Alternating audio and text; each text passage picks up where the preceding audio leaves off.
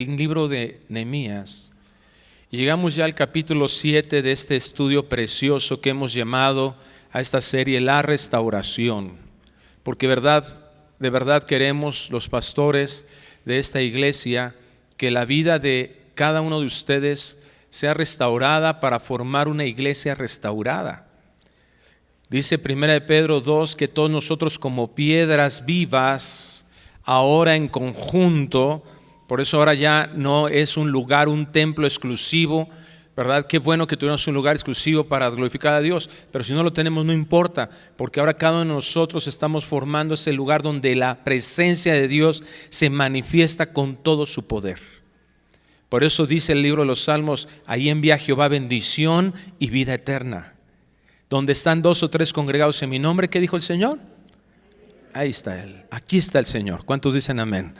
Aquí está el Señor y es hermoso eso. Y hemos hablado acerca de cómo nosotros tenemos que estar activamente escuchando la voz de Dios y activamente haciendo lo que Él nos pide para que haya esa restauración en nuestras vidas, para que haya restauración en los matrimonios, en las familias, para que haya restauración en esta iglesia. Todos nosotros hemos vivido catástrofes. Hemos vivido situaciones muy adversas. Esta iglesia ha pasado por situaciones difíciles. Y Dios conoce ese dolor que tú has pasado en cualquier circunstancia. Y Dios está completamente con su misericordia dispuesto a sanar, a restaurar.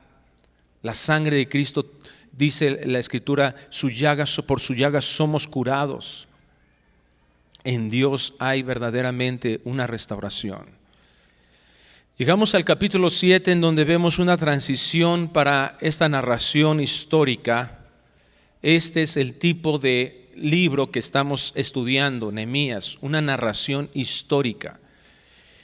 Y vemos que en la primera parte del libro, la primera mitad, podríamos decir, del libro de Nehemías, nos trae información de todo lo que ha sucedido, todo lo que aconteció en el comienzo del proyecto de reconstrucción del muro, en esta forma en la que el Señor hace su regreso, que lo hace en 3 etapas, y aquí en Nehemías estamos en la tercera etapa del regreso de Israel a su territorio, específicamente la construcción o reconstrucción del muro de Jerusalén. Y vemos aquí que está ya el muro reconstruido y ahora vamos a ver lo que en la segunda mitad del libro nos explica el Señor. Confiando en que 2 de Timoteo 3:16 nos dice que toda la escritura es inspirada por Dios y útil. Sabemos que esta porción de Nehemías también va a ser algo que vamos a aprender de parte de Dios, del carácter de Dios, de cómo Dios se manifiesta con sus amados, con su pueblo. Entonces aquí comenzamos a ver qué es lo que se pretende con lo que está hecho, con el trabajo hecho. Dios nunca termina con su iglesia. Dios ha iniciado un proceso y dice el Señor que Él completará la obra que inició en nosotros. ¿Quién la inició? Dios. ¿Y quién la terminará? ¿Hasta cuándo? Hasta el día de Cristo. Hasta que tú y yo estemos en la presencia de Dios. Entonces no termina. Es un proceso de Dios. Y a veces eso como que no nos anima mucho. Yo ya quisiera que ya no tener problemas. Hermano, estás deseando estar en el cielo. Estás deseando morirte. Y está bien en algún sentido. Pablo lo decía allá a los filipenses. Para mí el vivir es Cristo y el morir es ganancia. Sí, claro que hay algo mejor allá. Pero si Dios te tiene en vida, deja de estarte lamentando, porque a veces es muy sutil el lamento. A veces es así de que soy muy escatológico, ya que quiero que vengan los tiempos finales. Pero realmente atrás de eso como que es un deseo de ya estoy cansado, ya estoy harto. Muy sutilmente estamos quejándonos, o muy teológicamente, o muy escatológicamente estamos quejándonos de lo que estamos viviendo. Y no, el gozo, lo vamos a ver más adelante, como el gozo del Señor es nuestra fuerza. Mi paz os dejo, mi paz os doy. O sea, en medio de las circunstancias que nosotros vivamos, en medio de un mundo pecaminoso, el Señor en su soberanía nos tiene aquí para hacer luz. Entonces tenemos que levantarnos, tenemos que continuar. Viene aquí como tal el cierre del proyecto de construcción Y lo que ahora comienza a haber es una revitalización del pueblo. Dios sana nuestros corazones, Dios restaura nuestros corazones, Dios hace restauración en nuestros matrimonios, no para estar pasivos, no para tirarnos en la hamaca, ya estoy requete bien y ya, ¿verdad? A ver, ¿qué voy a disfrutar de la vida? No, para usar nuestras vidas. ¿Qué le dijo a Pedro? Pedro, vas a ser zarandeado como el trigo. Es decir, hay sufrimiento en la vida cristiana. Yo he rogado para que tu fe no falte. ¿Quién nos hace permanecer? Nuestro Dios. Y cuando vuelvas, tírate a la hamaca. Eso le dijo. Cuando vuelvas, confirma a tus hermanos.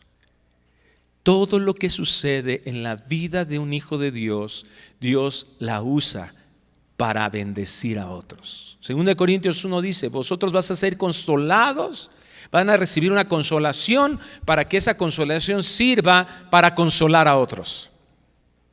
El evangelio que nosotros recibimos nos hace discípulos de Cristo. ¿Para qué? Para ser discípulos a otros.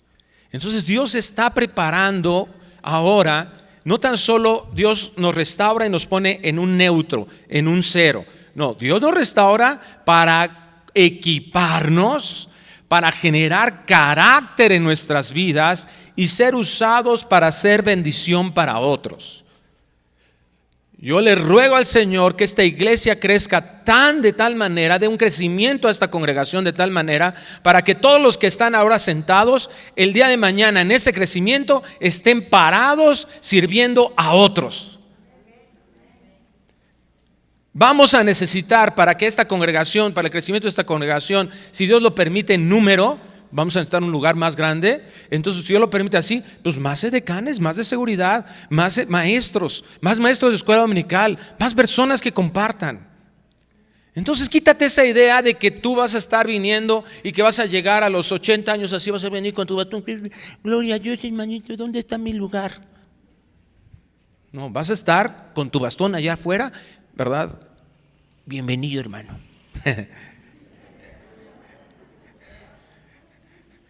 Vas a estar dándole enseñanza a otras personas, a otras mujeres, a otros hermanos, de edificación.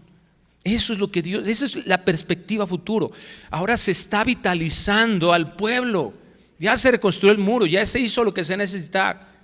Pero hay que eliminar todas esas cosas, toda esa mentalidad que traemos de que somos pobrecitos cristianitos, mira cuánto sufrimos, y es que yo soy una persona, ¿verdad?, que ha sufrido tanto.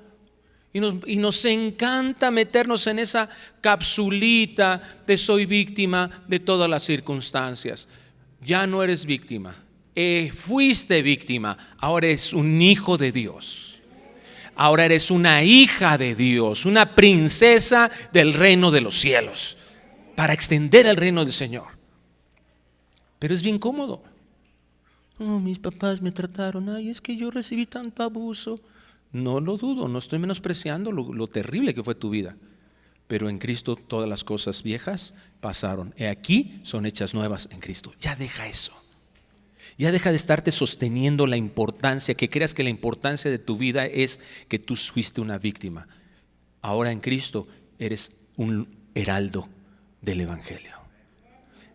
La iglesia debemos nosotros de comenzar a mirar todas esas bendiciones que Dios tiene, que Dios vamos a ver en que tuvo en el Israel, en Jerusalén, cómo ellos prosperaron, trabajaron para la gloria de Dios.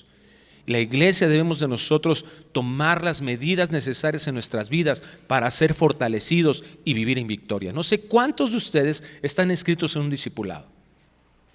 No falta mucho para, ahorita René nos puede pasar el dato, ¿verdad?, cuándo vienen las nuevas inscripciones. Pero no hay manera en que nosotros pensemos que si no nos preparamos en la palabra de Dios, ahorita vamos a hablar un poco de eso, en la palabra de Dios vamos a ser usados por Dios. Todo ministerio en la escritura, aunque sea cantar, siempre va a estar dirigido a la enseñanza de la Biblia. No puedes tú pensar que vas a ser usado por Dios si no conoces la escritura. Tenemos que prepararnos en eso. Eso es lo que nos da fortaleza, eso es lo que nos hace vivir en victoria, eso es lo que nos hace desarrollar el carácter de Cristo. para hacer crecer el reino de Dios entre nosotros, entre la iglesia, y para que otros vengan a ese conocimiento de Dios. El que nosotros nos amemos, el que nosotros caminemos juntos, en que nosotros nos cuidemos unos a otros. Y por eso he titulado el día de hoy este tema, estando siempre atentos, alertas y firmes. Así he titulado el día de hoy este tema, atentos, alertas y firmes. Nehemías capítulo 7 versículo 3 dice así: y les dije, o sea, Nehemías está dando una instrucción: no se abran las puertas de Jerusalén hasta que caliente el sol, y aunque haya gente ahí, cerrad las puertas y atrancadlas. Y señalé guardas de los moradores de Jerusalén, cada cual en su turno y cada uno delante de su casa, porque la ciudad era espaciosa y grande, pero poco pueblo dentro de ella, y no había casas reedificadas. Cierre sus ojos, por favor, por un momentito. Si está su esposa ahí junto a usted, o una persona que ama, que conoce bien, tome de la mano. Y si su esposa no quiere tomarla de la mano, al final podemos darle consejería. Padre, te damos gracias por tus bendiciones, por tu amor, por tu misericordia, que se ha manifestado dándonos tu palabra. Gracias por lo que estamos aprendiendo, Señor, por lo que sucedió en la vida de Nehemías y en el pueblo de Israel, porque eso nos hace ver quién eres tú, cómo te manifestaste en la vida de ellos, y también lo que nosotros debemos anhelar en la manifestación de tu poder y tu gracia en nuestras vidas. Permite que esto suceda, que entendamos el mensaje de tu palabra, los porqués de que lo pusiste ahí, y podamos nosotros también vivir como esa forma, Señor, en la que caracterizó el carácter de Nehemías y del pueblo, que estaban atentos, no estaban como dormidos, estaban alertas, estaban despiertos y permanecieron firmes en ti, en tu verdad. Permite que esto suceda en nuestras vidas. Te lo rogamos en el nombre de Cristo Jesús, y la iglesia decimos amén. Quiero leerles estos versículos en la Nueva Biblia de las Américas. Entonces les dije: no se abrirán las puertas de Jerusalén hasta que caliente el sol, y estando todavía los porteros en sus puestos, se cerrarán y atrancarán las puertas. Designen también guardias de los habitantes de Jerusalén, unos en su puesto de guardia y otros delante de su casa. La ciudad era espaciosa y grande, pero el pueblo dentro de ella era poco y no había casas reedificadas. Vemos en el carácter de la vida de Nehemías, y hace un llamado ahora al pueblo. Ya tenemos el muro, pero ahí no basta. No podemos quedarnos como si ya estuviéramos del otro lado. Hermano, si tú tienes mucho tiempo en Cristo, debes de entender que la obra de Dios nunca concluye en nosotros. Hay cristianos que de repente nos llega a suceder, creo que a todos nos ha pasado, que de repente como que nos estancamos. Y es principalmente porque pensamos que ya estamos firmes, que ya somos maduros. No sabes a cuántos hermanos que ya he visto eso. Una persona, un hermano que conocía, me lo dijo así: es que ya soy maduro en Cristo. Y un año después estaba divorciado y metido nuevamente en adicciones. No podemos dar tregua a las batallas que un hijo de Dios padece. Y la única manera en que nosotros podemos realmente caminar en nuestra vida cristiana, y sobre todo afrontar esta guerra, afrontar cada una de las batallas, es poniendo atención. Permíteme decirlo de esta manera: poniendo mucha atención a la voz de Dios, porque eso es lo que nos hace vivir bajo su cuidado y bajo su protección. El Salmo 91 nos los hace ver de una forma muy gráfica. El que habita al abrigo del Altísimo morará bajo la sombra del Omnipotente. Qué interesante forma de describirlo del salmista, porque la sombra es muy clara. Cuando está el sol ahí, el ¿qué es lo que distingue la sombra del árbol? El color del piso, ¿cierto? Aquí está oscuro y allá está claro. Hay un límite para eso. Y eso es importante que nosotros lo sepamos. Cuidado con salirte de ese límite. Ciertamente la promesa de Dios no es que nosotros dejemos de ser sus hijos. La promesa de Dios dice en Isaías que Dios nos ha puesto en un camino de santidad, en el cual por más torpes que seamos, nunca nos apartaremos de él. Somos sus ovejas y sus ovejas oyen su voz y nadie las arrebatará de su mano. Sin embargo, no estamos hablando de la gracia manifestada en nuestras vidas para una salvación eterna. Estamos hablando de cómo vivimos esa vida salvada, restaurada del pecado, libertada de la esclavitud del pecado.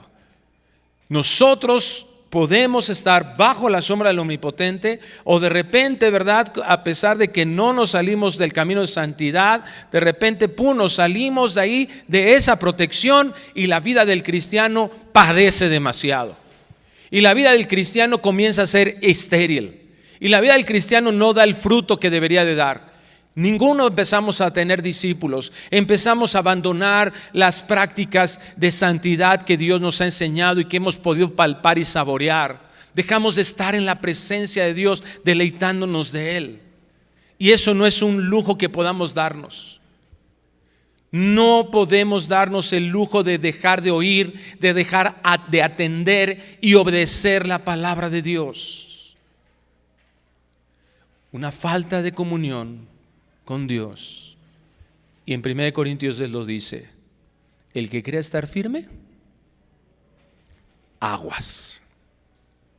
Bueno, esa es mi traducción. Esa es la versión Gerardo Díaz 2022. Pero es lo que implica la palabra. Mire, pon atención, porque está cerca de caer. Mire que no caiga. Tú te sientes como que ya estás del otro lado, como que ya conoces suficiente la Escritura, como que ya estás en una comunión, tú eres cuate de Dios, ¿verdad? No, yo y el Señor, uno somos. ¿Verdad? Yo y el Señor, estamos chido, estamos bien. Ese es el mayor riesgo en una persona, en un hijo de Dios. Está pronto a caer. Es una soberbia que nos hace alejarnos de la fuente que todos nosotros necesitamos, que nuestra naturaleza de criatura necesita. Es tan, permíteme decirlo, usar esta palabra, absurdo ese pensamiento, como el pensar que tú puedes traer tu auto, manejar tu auto todo el tiempo sin ir a la gasolinería. Es tan absurdo ese pensamiento como pensar que eres un buzo que se puede sumergir al océano sin recargar su oxígeno. Pero nos sucede lo absurdo, porque nuestra carne tiende mucho a esa soberbia. Y de repente, endurecido nuestro corazón, estamos desviados, hay desorden, hay pecado, y eso es lo que abre las puertas al enemigo de nuestras almas, al diablo. Uno de los ejemplos de lo que sucede con esto lo vemos en la carta a los Efesios capítulo 4 versículo 26. Y mira con qué el Señor nos dice que debemos de tener tanto cuidado de no abrirle la puerta al enemigo. Airaos, pero no pequéis. No se ponga el sol sobre vuestro enojo, ni deis lugar al diablo. Lo voy a leer en la Nueva Traducción Viviente. Además, no pequen al dejar que el enojo los controle. No permitan que el sol se ponga mientras siguen enojados, porque el enojo da lugar al diablo. Ese deseo que tenemos de controlar todas las cosas, y que si no están como nosotros decimos, sin templanza, ¿verdad? Empezamos a ser dominados por nuestras emociones, que nos hace empezar a reaccionar ofendiendo, nos empieza a desarrollar en conjunto con nuestro orgullo y decir, no, ¿por qué hizo eso esta persona? Y empieza a pasar el tiempo y Dios nos pone un límite, y ese límite son cuando mucho 24 horas. No se ponga el sol sobre nuestro enojo. Podríamos decir que en el momento que anochece, si tú estás enojado, entonces ya estás pecando. Si amaneces con el enojo de ayer, eso ya le llama al Señor pecado. Y eso es lo que nos hace presa del tentador. Eso es no tener el carácter de Nehemías para decir, a ver, las puertas se van a abrir en el tiempo en que yo diga que se abran. Un control limitado para el acceso a algo en nuestras vidas. Eso es carácter, eso es templanza. Dios nos está diciendo en este ejemplo de lo que hizo Nehemías, que dice, no se abran las puertas de Jerusalén hasta que caliente el sol. ¿Cuándo? Debe de haber control. Dios no nos está diciendo que el enojo en sí mismo sea pecado. Está diciendo cómo se está desarrollando el enojo en tu vida. Y eso lo podemos extrapolar, por supuesto, a cualquier otro pecado en nuestras vidas. Pero lo que nos está enseñando aquí el Señor es que ese dominio propio que Dios nos dotó, dice Pablo a Timoteo, porque Dios no nos dio un espíritu de cobardía. Si eres un hijo de Dios, no te puedes llamar ya más cobarde. Ya no nos puede dominar tampoco el miedo, sino de poder, amor y dominio propio. Nos debe de caracterizar como hijos de Dios que tenemos el Espíritu Santo, que tenemos control. ¿Cuándo? ¿Hasta cuándo? Ya no puedo estar más enojado. ¿Qué tengo que hacer? Si mi esposa hizo algo que me hizo enojar, a los 3 minutos ya, ¿verdad? Me provocó eso.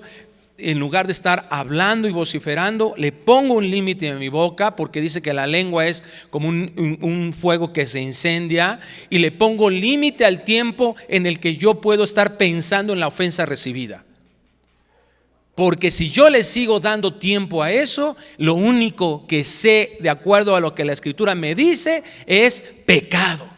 Y si realmente somos hijos de Dios, algo despierta nuestro corazón, el deseo de agradarle a nuestro Padre celestial, amoroso, bueno y misericordioso que ha sido con nosotros.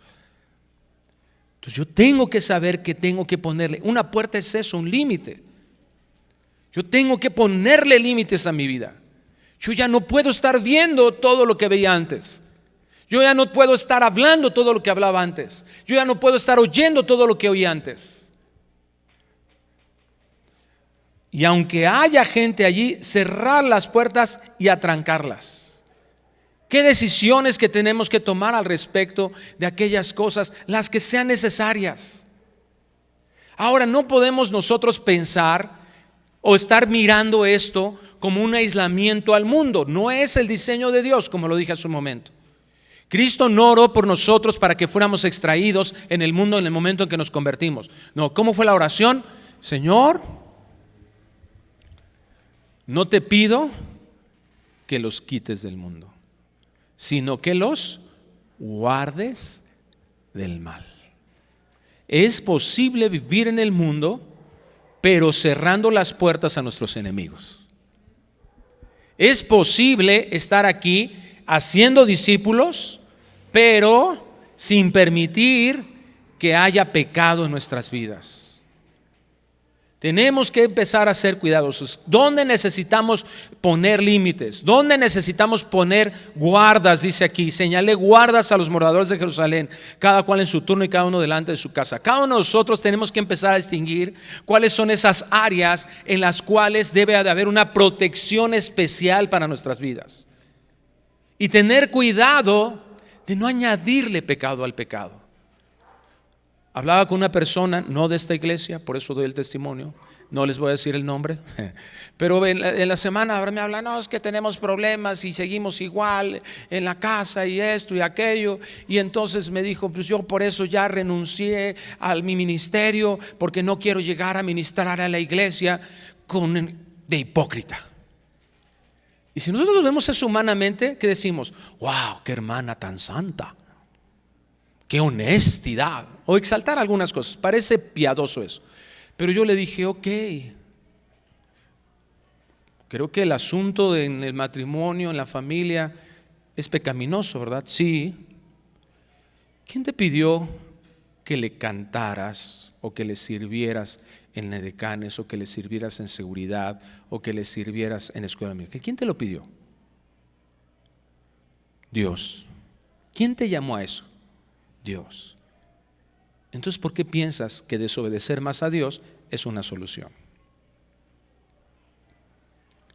Ya estás desobedeciendo o ya están desobedeciendo en lo que es en la relación familiar. Y ahora añádele pecado al pecado. ¿No sería mejor seguir obedeciendo a Dios y arreglar los asuntos que están pendientes aquí? Porque tenemos un Dios todopoderoso, un Dios que es capaz de sanar los corazones, de restaurarlos y de enseñarnos cómo vivir piadosamente. Ese es nuestro Dios. Es un Dios generoso y misericordioso que provee para nosotros, para que vivamos piadosamente. Hermano, el asunto no es aislarse. El asunto no es salir huyendo a menos que el Señor nos diga que salgamos huyendo. El asunto prioritario es mirar qué es lo que está en nuestro corazón y llevarlo con el único que puede reparar eso en nuestras vidas, el único que nos puede dotar de un verdadero arrepentimiento. Nosotros tenemos que aprender a cerrar puertas. No significa aislamiento. En este caso, que permitía la entrada, sí, pero había un filtro. Se tiene que poner una atención y un cuidado. Más adelante vimos, ¿verdad? Había poca gente, no había muchos recursos. Bueno, pues entonces vamos a restringirlo.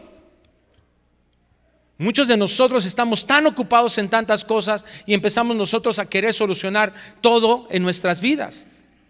Es que no tengo tiempo para un estudio bíblico, pero sí tienes tiempo para estar en el Facebook tanto tiempo, en las redes sociales, o sí tienes tiempo para andar con tu vida social en tu familia. Si nosotros ponemos un orden para las prioridades de Dios, mira, Dios se va a encargar de proveerlo el resto. Pero si nosotros queremos decidir conforme a nuestro orgullo, conforme a nuestros deseos, nos vamos a equivocar. Y volvemos al mismo punto. Si no tenemos una comunión cercana con Dios, siempre vamos a terminar haciendo lo que mejor nos parece. Tenemos que tener mucho cuidado, una atención a la guía de Dios, en ese Dios en quien confiamos, y eso nos va a ayudar para saber en quién vamos a poder confiar, en quién vamos a poder darle calidad de confianza. En 1 Timoteo 5:22 vemos un ejemplo del llamado de Dios a través del apóstol Pablo para Timoteo y para todos nosotros. No impongas con ligereza las manos a ninguno, ni participes en pecados ajenos. Consérvate puro. Tenemos que poner atención, repito, a la guía de Dios. Y tenemos que poner atención y cuidado también a quién le delegamos autoridad y en quién confiamos. No podemos abrir las puertas de nuestra... ¿Por qué le echas llave a la puerta de tu casa? ¿Por qué pones rejas? ¿Por qué pones rejas en las ventanas? ¿Por qué le pones el seguro y la alerta, la alarma al carro? Porque sabes que hay gente mala, porque no es de todos la fe, porque hay impíos, porque se ha multiplicado la maldad, porque vivimos en una sociedad y en una ciudad específicamente. Y bueno, eso ya se está restando, ¿verdad? Acabamos de ir a visitar unos amigos a la ciudad de Querétaro y ya ellos ya también tienen que tener estas medidas, porque antes no era así. Hace algunos años podían dejar su carro abierto, ya no. Hay mucha maldad. Tenemos que estar conscientes de eso. Pablo le dice a Timoteo, aguas, no a cualquiera, hay que probarlos, hay que saber a quién. En Proverbios 3:7 el Señor nos hace esa acción. No seas sabio en tu propia opinión, teme a Jehová y apártate del mal. Ten mucho cuidado, atención, escucha las voces correctas. ¿Por qué le haces más caso al vecino que a tu propia esposa? ¿Por qué escuchas más el consejo de tu comadre que el de tu esposo? Tu esposo a veces te dice algo de la Biblia. Ay, no, así yo no lo entiendo así. Y hasta que viene el pastor y que viene el maestro y viene y lo oyes 5 veces en YouTube. No, sí tenías razón, esposo. Cuidado, ¿quién Dios puso como autoridad sobre tu vida? No seas sabio en tu propia opinión. ¿A quién estás decidiendo? ¿Con quién estás haciendo negocios? ¿A quién estás confiando la vida de tus hijos? Atención a esa forma de relacionarnos y con quién vamos intimidando cada vez más. Eso es nuestra responsabilidad, hermanos. Vamos conociendo a personas, pero nosotros tenemos que filtrar a quién dejamos entrar en nuestra vida. Por eso Dios nos puso ropas. Hace rato veníamos oyendo ese estudio del doctor Arce Sproul con mi esposa. Dios nos vistió de ropas. ¿Te das cuenta? Él le vistió a Adán y Eva. Eso implica que Dios nos permite tener una privacidad en nuestras vidas. No para aislarnos completamente, sino para entender que esa intimidad con algunas personas puede ser mayor y con otras no, y con otras mucho más, y con quien más intimidad debemos de tener es con nuestra propia familia, específicamente con nuestro esposo, con nuestra esposa. Él debería de ser tu mejor amigo, ella debería de ser tu mejor amiga. Él te debería de conocer bien, ella te debería de conocer todas las cosas que están en el corazón. No debería de haber nada oculto. Pero para eso se necesita madurez, carácter, para poder decirle a alguien, ¿sabes qué? Detén tu tren. Tú no puedes entrar a mi casa así de fácil. Cuidado. Algunos pueden pensar, eso no es hacer acepción de personas. No, eso es ser sabio. Porque no estás rechazando a alguien para poder relacionarte con ellos, ni lo estás haciendo menos. Estás poniendo un límite de con quién tienes una mayor intimidad. ¿Cuántos siguieron a Jesús? Multitudes. ¿A cuántos envió a predicar Jesús a los pueblos? 70. ¿Con cuántos vivió Jesús 3 años que iban a ser los que iban a llevar el evangelio? 12. ¿Cuántos fueron del círculo íntimo de Jesús que estuvieron en la transfiguración y que estuvieron en los milagros más importantes de Cristo? 3. ¿Cuántos fueron el discípulo amado? Ya lo dije, 1. Y repito, eso no es hacer acepción de personas. No le vamos a negar a alguien la bondad, no le vamos a negar a alguien el amor, no le vamos a negar a alguien el evangelio. Pero tampoco vamos a abrir nuestra puerta a todas las cosas. Hay iglesias que se han destrozado por no saber que hay infiltrados que quieren destruir la iglesia. La Nueva Traducción Viviente, regresamos a Nehemías 7, tradujo así el versículo 3. Les dije, no dejen abiertas las puertas durante las horas más calurosas del día. Y aun mientras los porteros estén de guardia, mantengan las puertas cerradas con las barras puestas. Asignen a los residentes de Jerusalén para que hagan guardia, cada uno con un turno regular. Algunos servirán en puestos de centinela y otros frente a su propia casa. Tenemos un dicho mexicano que creo que ajusta muy bien aquí. La burra no era arisca. ¿Cómo? La hicieron. Nada más se le ocurrió a Nehemías ser desconfiado.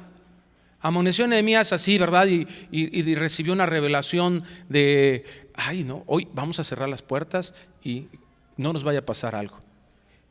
¿Tenía delirio de persecución? No.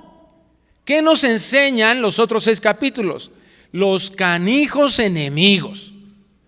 Una y otra vez, de una y de otra manera, abiertamente. ¿Quién detuvo el segundo regreso? ¿Quién detuvo la reconstrucción del segundo regreso? Los enemigos, enviándole cartas al rey, hablando mentiras. Nuevamente aquí con Nehemías, otra vez los enemigos. No, tenemos que estar claros, no estamos en Cristolandia. Todavía no es el cielo. Hay enemigos. Tenemos al diablo con todos sus demonios como enemigo. Tenemos un mundo que está controlado por el diablo y todos estos demonios, y que están causando una influencia social, una influencia cultural sobre nuestras vidas. Y tenemos nuestra propia carne, que es el enemigo íntimo, y que es precisamente el que tenemos que tener más cuidado, de acuerdo a lo que estamos leyendo. Alguien que se meta desde adentro, y desde adentro empiece a taladrar y a deteriorar todo. Debemos vivir alertas, porque estamos en una guerra con enemigos reales que quiere destruirnos. En Hechos capítulo 20, versículo 29, Pablo está en Mileto, cerca de Éfeso. Esta ciudad está cerca, y manda llamar a todos los líderes de la zona, al liderazgo de la iglesia de Éfeso principalmente, y los manda a traer. Y se junta con ellos, y antes de partir al viaje, a continuar el viaje, en Hechos 20:29 les dice: porque yo sé que después de mi partida entrarán en medio de vosotros, ¿te das cuenta? En medio de vosotros, lobos rapaces que no perdonarán al rebaño. El asunto no es una cuestión solamente de ataque al liderazgo, es a la iglesia. Y de vosotros mismos se levantarán hombres que hablen cosas perversas para arrastrar tras sí a los discípulos.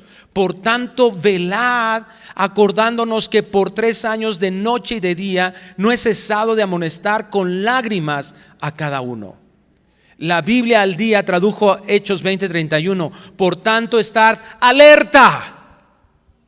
Recordar que día y noche durante 3 años no he dejado de amonestar con lágrimas a cada uno en particular. ¿Qué características podemos tomar nosotros para nuestras vidas del carácter de Nehemías? Un hijo de Dios debe tener estas características, debe generar este carácter. Un hijo de Dios debe ser perceptivo. Eso es estar alerta. Debe estar observando, examinando. Debe ser cuidadoso, observador de los sucesos, observador de los ataques que puedan venir. Hermanos, Satanás es el general, el experto, el diseñador de las guerrillas, de los enemigos infiltrados, porque son sumamente destructores. Pablo nos enseña características de ellos en la segunda carta de Timoteo, en la primera y en la segunda. Pedro, principalmente en su segunda carta, nos enseña características de estos falsos. Y una de las características que podemos nosotros distinguir es que, y lo que nos debe de llamar mucho la atención, lo que nos debe poner en alerta, es con los que se aman a sí mismos y no aman a Cristo, y no es el centro Cristo, y no aman a las ovejas. Que todo está centrado en mí. Es que tal hermanito no me saludó. Es que ese hermanito habló mal de mí. Es que ese hermanito no reconoce, le dije que hiciera algo, no lo hizo. Quejándome de todos todo el tiempo. ¿Quién es el centro? Yo. Cuidado. No podemos vivir, como dije hace un momento, no podemos darnos el lujo de vivir distraídos, indolentes y tolerantes al pecado. Y esto a veces se nos complica porque de repente empezamos a ser justicieros, ¿no? Vengadores anónimos. No, hay que poner justicia, y ese pecador. No, cuidado. Claro que hay que ser observadores, pero también Dios nos pone un límite en el juicio. ¿Cómo debemos nosotros juzgar a los demás? Con lo que nosotros hemos recibido. Cuando el Señor dice no juzguéis, está implicando en el contexto: no juzguéis de esta manera. No quieras quitarle la paja en el ojo de tu hermano. Primero, ¿qué dice? Quita la viga. Está diciendo, el pastor John Piper lo explica de esta manera: No te está diciendo Dios que no seas un cirujano de ojo. Te está diciendo, prepárate para ser un cirujano de ojo. Hay que juzgar lo que está sucediendo. Por supuesto, Dios nos ha llamado como padres, Dios nos ha llamado como líderes, Dios nos ha llamado como pastores a poder mirar esas cosas y poder juzgarlas. Pero juzgarlas ¿de qué manera? Con la misericordia de Dios, reconociendo y entendiendo la gracia que hemos recibido. El mundo no entiende eso. En Estados Unidos al día de hoy, desde hace más de un año, ha habido problemas muy graves, ¿verdad? Pero un grupo muy grande de cristianos, una asociación muy grande de cristianos en Estados Unidos, tienen 13 millones de adeptos, ¿verdad? De miembros en esa asociación. Está teniendo un terrible conflicto al día de hoy porque se les está juzgando secularmente de la forma en que ellos hicieron las intervenciones respecto de pecados. Y hay que tener mucho cuidado con eso, porque la Biblia nos pide en 1 Corintios 6 que las situaciones de pecado primero se tienen que juzgar dentro de la iglesia. ¿Por qué? Porque a un pecador igual que tú y yo, lo primero que debemos de buscar, según Gálatas 6, es su restauración, gracia recibida. Y aun si a una persona nosotros le vamos a implicar una disciplina que bíblicamente nos dirige a hacerlo, una disciplina de expulsarlo de la comunión con los santos de la iglesia, tiene que tener el mismo ingrediente, gracia y misericordia, buscando que esa persona en esa disciplina venga al arrepentimiento. Cuidado con convertirnos justicieros de pecado y estar señalando el pecado. Ay, mira esa bruja, mira cómo se viste, y mira lo que hizo aquel, y ese desgraciado, y eso es lo que recibiste. Nos ofendemos del pecado de los otros. Es un equilibrio. Ni tenemos que ser tolerantes al pecado, pero sí con misericordia buscar que las personas vengan al arrepentimiento a través de la exhortación y la amonestación. Dice el versículo 30 de ahí de Hechos 20: y de vosotros mismos se levantarán hombres que hablen cosas perversas para arrastrar tras sí a los discípulos. ¿Te das cuenta? ¿Tras de quién los van a buscar? Tras de sí. Cuidado. Alertas con no seguir al hombre porque el hombre falla.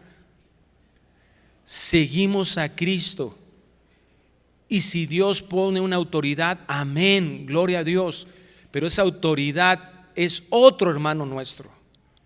Eso se los dije la ocasión pasada. Uno de los grandes problemas que tenemos como iglesia es que creemos que el liderazgo es como ya pasó a otro nivel de iglesia. No, somos siervos, servidores, miembros, que requerimos exactamente lo mismo que cualquier otro miembro: un ánimo, oración, exhortación, abrazo,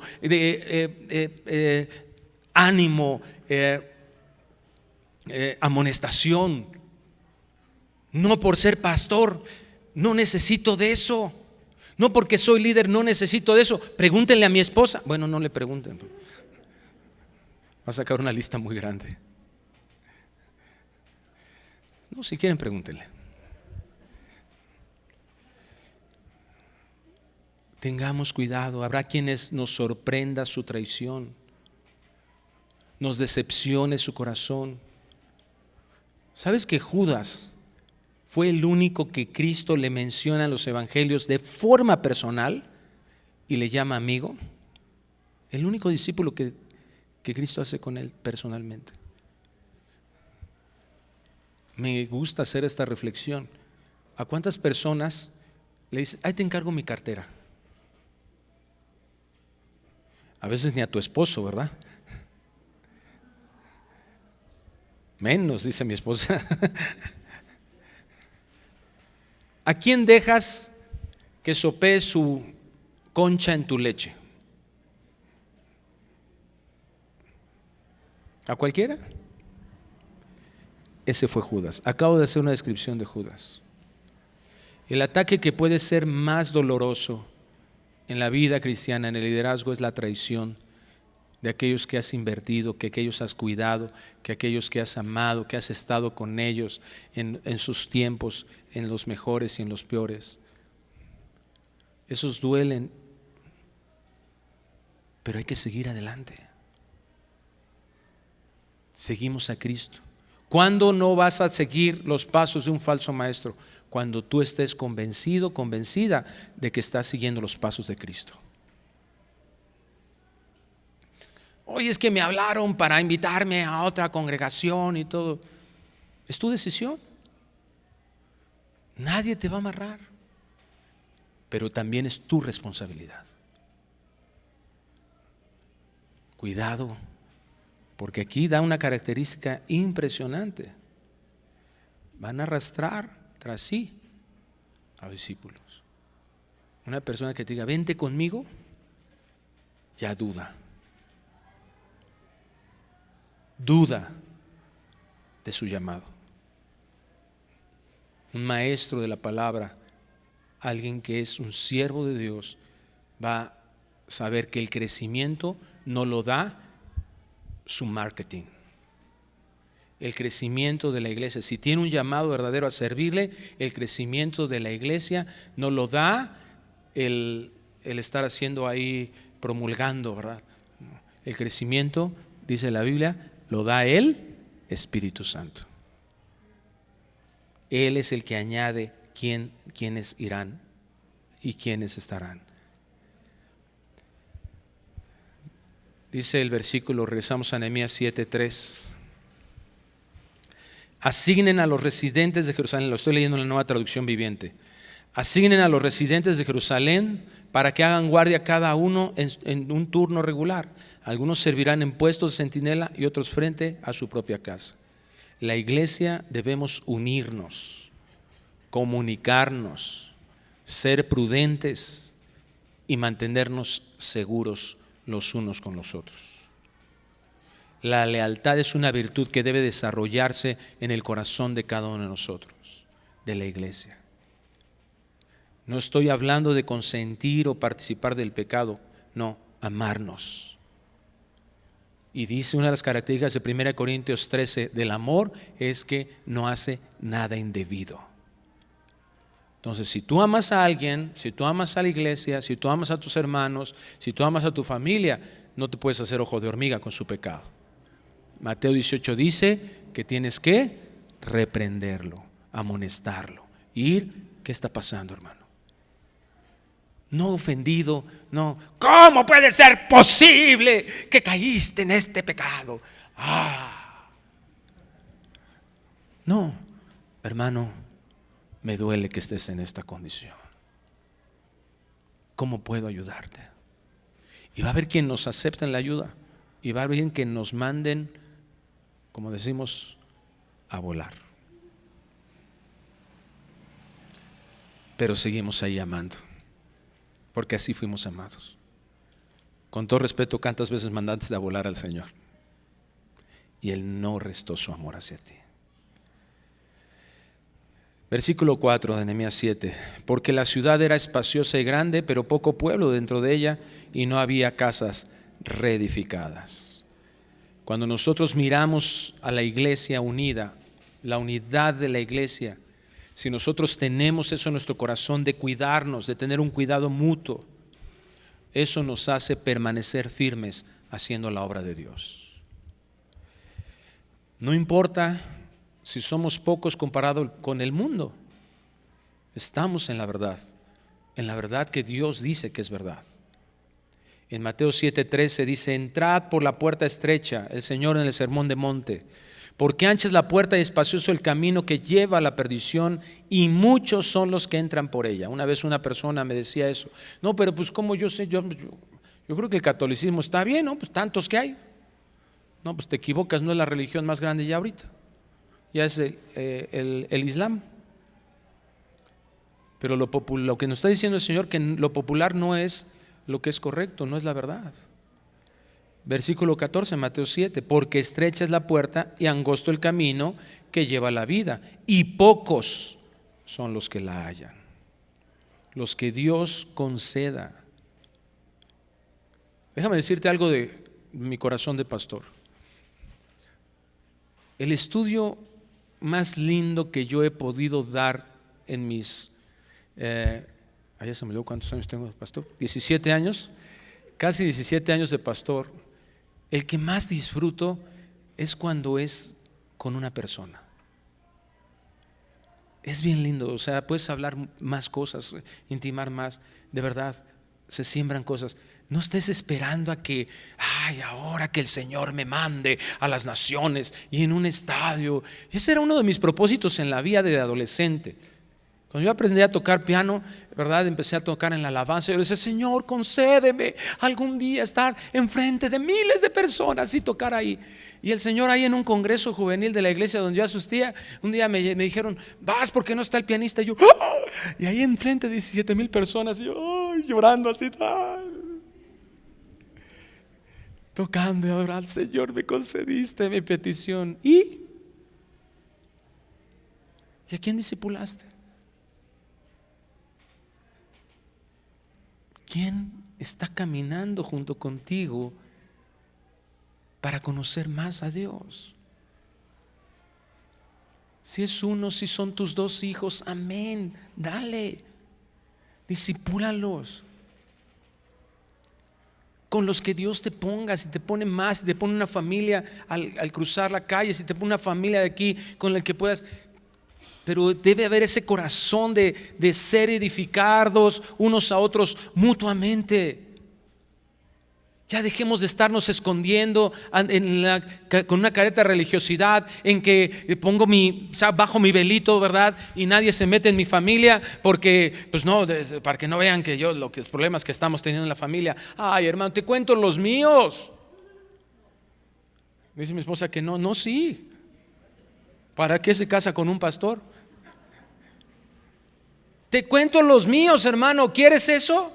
Eso te va a hacer quitar tu velo de hipocresía. Eso sí es hipocresía.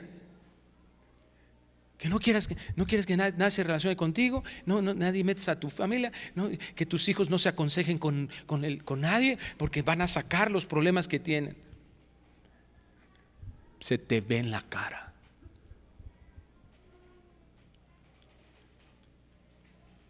No pienses que el liderazgo de esta iglesia estamos para eso. Por las misericordias de Dios. No se nos ha olvidado, gracias a Dios, por la gracia de Dios, no se nos ha olvidado la gracia que hemos recibido. Dios nos libre y nos guarde de estar buscando tu condenación. Dios nos amó tanto que estamos aprendiendo a amarte para buscar tu mejor bien. Nunca te vamos a ver. Como decía Pablo, eso estoy convencido yo. De los pecadores, el primero. Y hay una versión que dice, de los pecadores, el peor. Que no te dé pena porque estás enfrente del peor. Si puedo ayudarte en algo.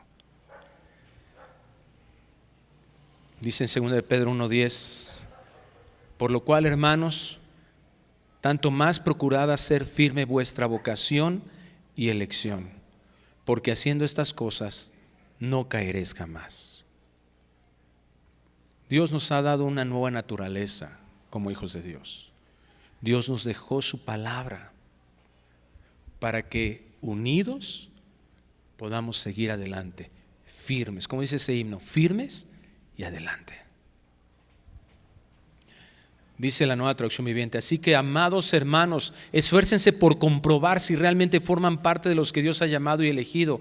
Hagan estas cosas y nunca caerán. Antes, ahí en el capítulo anterior, que está hablando de eso, 2 veces les vuelve a decir, el conocimiento de Dios, el conocimiento de quién es Cristo.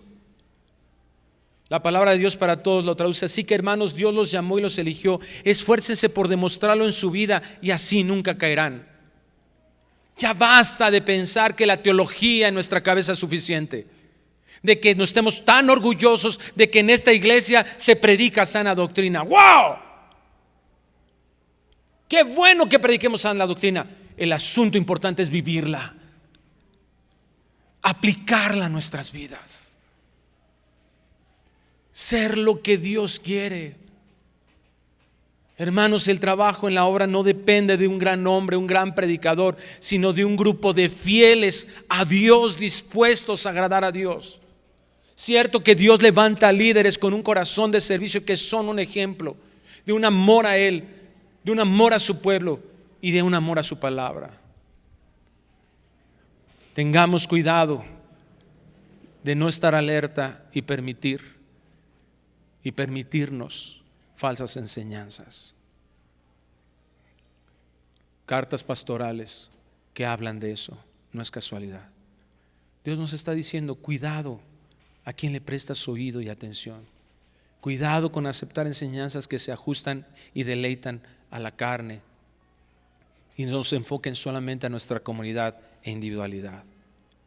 El Señor nos puso en esta iglesia con el objetivo de cuidarnos, edificarnos, crecer juntos, y para eso debemos permanecer alertas, debemos de permanecer atentos, alertas y firmes. Vamos a orar. Padre, gracias por tu palabra y queremos pedirte que nos ayudes para que lo que tu palabra dice sea algo que vivamos. Gracias porque tú dijiste que es tu palabra la que hace discernir nuestras intenciones. Muchos de nosotros nos hemos engañado pensando que tenemos buenas intenciones, cuando nuestras acciones no demuestran para nada eso.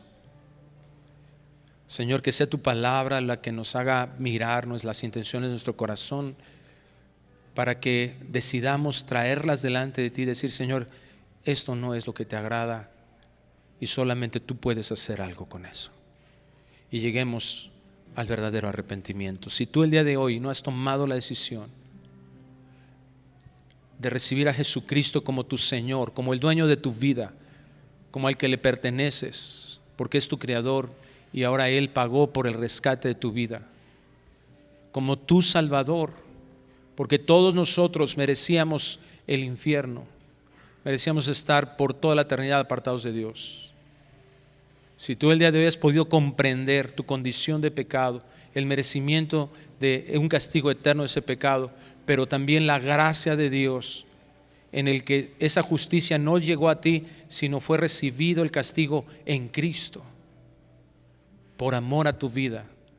Si eso lo puedes comprender el día de hoy, toma la decisión de confiar en ese mensaje en el que Dios te dice, te he amado tanto que envié a mi Hijo Jesucristo para que si tú crees en Él, no te pierdas, sino tengas vida eterna.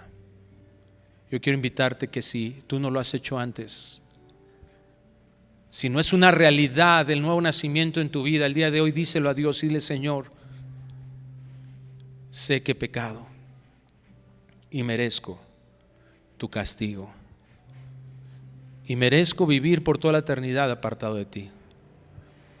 Pero sé, porque tu palabra lo dice, que tú mostraste tu amor en que siendo yo pecador, Cristo murió en mi lugar. Lo creo. Creo que tú derramaste toda tu sangre en la cruz del Calvario para pagar lo que yo debía. Y al tercer día resucitaste entre los muertos, venciendo lo que era mi maldición. Confío en que ahora tu Espíritu Santo ha hecho una obra en mi vida, que he podido comprender esto, me ha dado fe y ahora soy tu hijo, soy tu hija, para vivir eternamente contigo, para tu gloria. Quiero caminar cada día tomado de tu mano, para que tú seas reconocido como un Dios verdadero. Te doy gracias en el nombre de Cristo Jesús. Amén y amén. Gracias a Dios. Dios es bueno. Dios es Vida nueva para el mundo.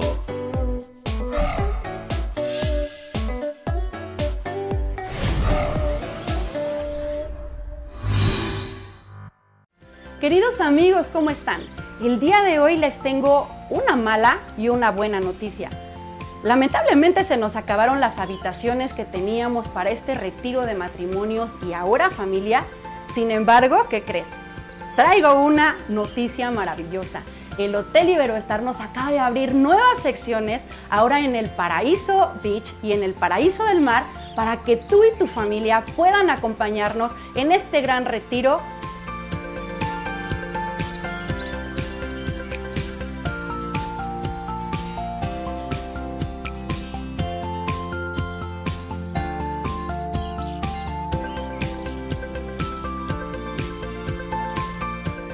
Así que no te pierdas la oportunidad y el privilegio de llamarnos y apartar. Es tu última oportunidad. ¡Llama ya!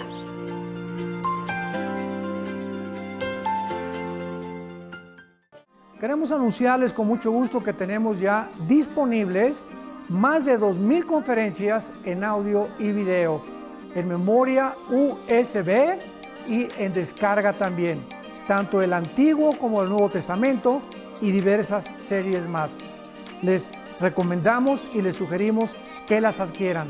Serán de enorme bendición para todos que están apasionados por la verdad y que aman las Sagradas Escrituras.